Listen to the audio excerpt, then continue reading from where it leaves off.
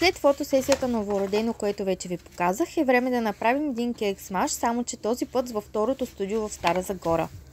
Тук имаме само кейк смаш, което означава, че това е мини пакета. Цените са следните. Всички кадри с лек ретуш е 100 лева, 10 кадъра с дълбок ретуш е 80 лева. Ако решите, че искате всички кадри плюс лек ретуш 10 кадъра, това означава, че цената е 130 лева. Винаги започваме с портретни снимки на бебчето, след това се започва вече самото цапане, седенето на земята и разбира се яко размазване на тортата.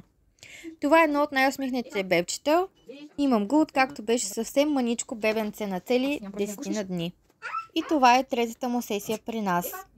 Винаги се радвам да видя най-малките ни посетители, които вече са пораснали. Сега е време да поставим тортата и да я подготвим за самото размазване. Тук искам да благодаря и да похваля мама за цялото съдействие и това, че помагаше през абсолютно цялата фотосесия. Предполагам, видяхте и първите емоции на бебчето с тортата. Искрено щастие!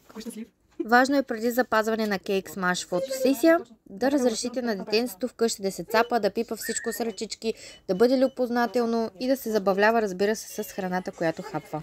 Фотосесията за кейк смаш се прави за първата годинка и най-подходящия период за провеждане на тази фотосесия е около 10-11 месец на детенцето.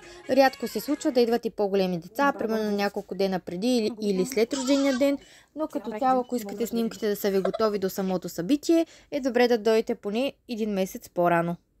Мама избра пакетът с всички снимки с лек ретуш плюс 10 с дълбок ретуш, затова сега ще ви покажа част от снимките с лек ретуш.